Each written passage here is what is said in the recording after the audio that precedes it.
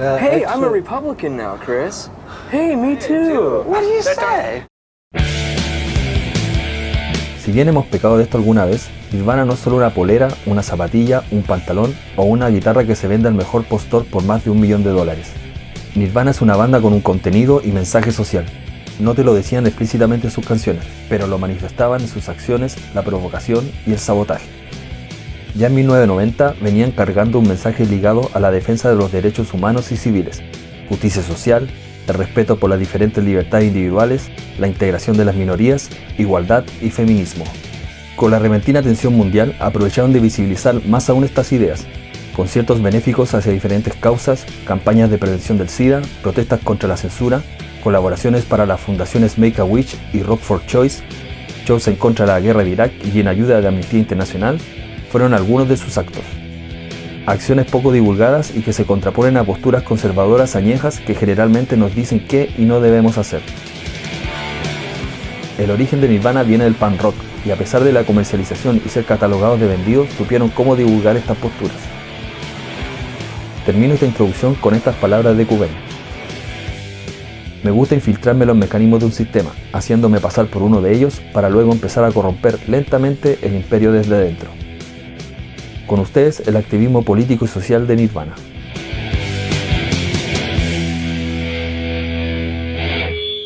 I mean, if you're put in this position, what are you going to do? You become a Republican or something? You know? Serbs have made wholesale rape an instrument of war and have reportedly established rape camps in which to assault and impregnate captive women. So Nirvana was an appropriate headliner for a benefit concert for the war's rape victims, which was held in San Francisco last weekend and went like this. When Nirvana organized the benefit for Bosnian rape victims, they weren't simply trying to be politically correct. Bassist Chris Novoselic is actually from Croatia and still has family over there, so the issue is a very personal one. It's a benefit to raise consciousness of the atrocities in Bosnia. Some awful things going on down there. And so we decided to play a benefit. We're using the tools that we have, you know, and we're being effective as much as we can. As you know, this is no ordinary show. It's in a show to help keep abortion legal. People don't fully understand what the band's all about. A lot of people still think we're just sort of like a top 20 rock band, you know, and that we're going to follow the route of any other rock band, when we're not. Did you know that I'm gay?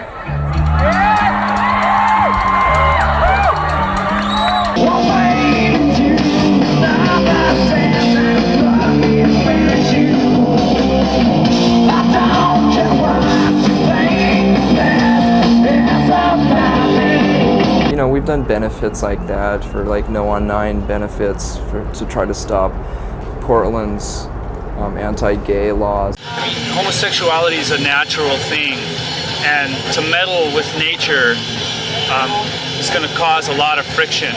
Like in society, you just can't repress something like that. You can't repress a person's feelings.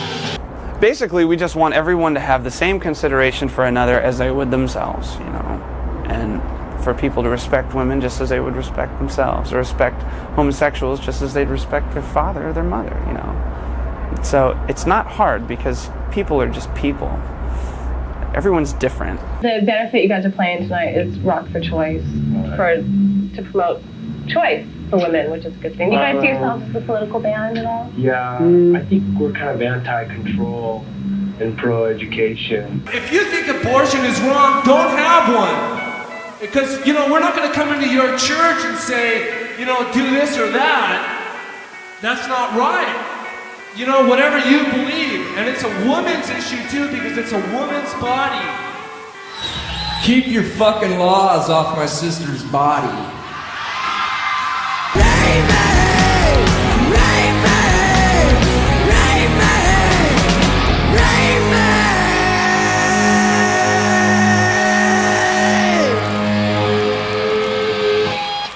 Funding organisations which help the female victims of the conflict has become a priority for Nirvana. The band has an organization, it's kind of my pet thing. It's called the Balkan Women's Aid Fund, and we do is like solicit foundations for grants and ask people for individual donations too. And we did some work with the Italian Red Cross, and we got some money to the Autonomous Women's House, working out of Zagreb. So, and all these organizations that we work with, they have like a feminist perspective, and we think that's important because you get those kind of values across, you change people's values overall. It's a good idea, not only to raise money, but also to, you know, raise awareness to people who, for the most part, might not really, you know, take that much interest in it. But I just feel like kids right now in their teenage years are a lot more aware of things, and they're a bit more passionate about things. They're not as cynical as we were when we were teenagers. I think that's where the money's going to tonight, folks. We hired a private detective, a PI.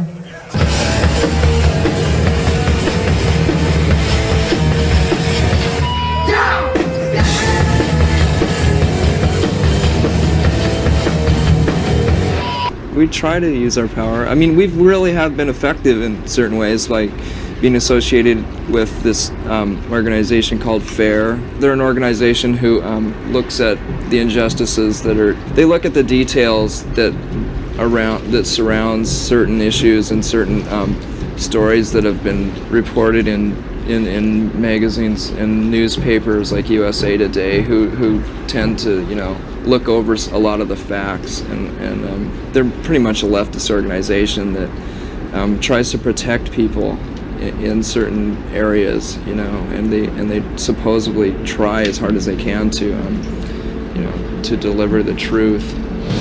Is there another reason for you saying you do live who we do?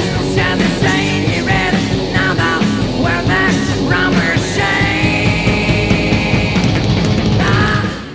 It's much more effective to do a benefit for Bosnian rape victims and come up with how much money did we make for that, you know? 55 grand. You know, I mean, that makes way more of an impact than talking about it. The money will. It's a lot more than we could have done griping about it and talking about it in interviews and like maybe putting out a fanzine, you know. There's nothing wrong with doing stuff like that, but... Yeah, they're going to open up a women's center in Zagreb where women can go to and deal, where they can get compassionate, sensitive help for the trauma that they're going under. One of the biggest problems is that women aren't speaking out. The way that they're dealing with the rapes is just being quiet and holding it in. It was the Republican Party headquarters in Pasadena, and it was firebombed. It was a beautiful picture. It was a picture of the Republican Party headquarters in Pasadena. There's a window, and there's smoke and fire coming out of it. It's really pretty. But we still don't want to be too political at the same time, you know, because it's just kind of embarrassing to do that. Or, you know, you get a lot of ridicule for it. Yeah, but you're doing what you believe in, and that's the most important thing. It's hard not to, you know. I mean, if you're put in this position, what are you going to do? You become a Republican or something? You know? Just to protect what you've earned, big deal.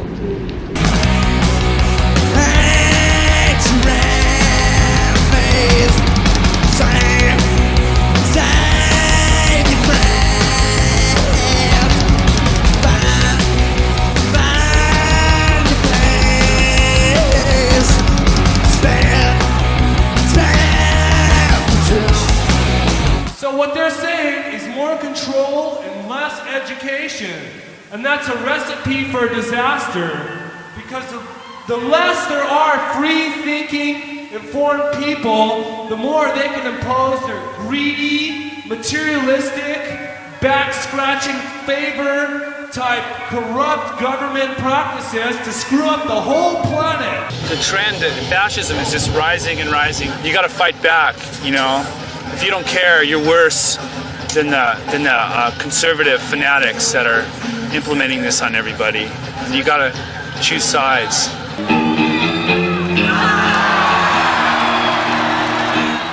Nirvana y Kurt Cobain fueron unos chamanes culturales, unos visionarios adelantados a su tiempo y una de las más grandes bandas de toda la historia. Sus valores progresistas son necesarios ahora más que nunca. As you are,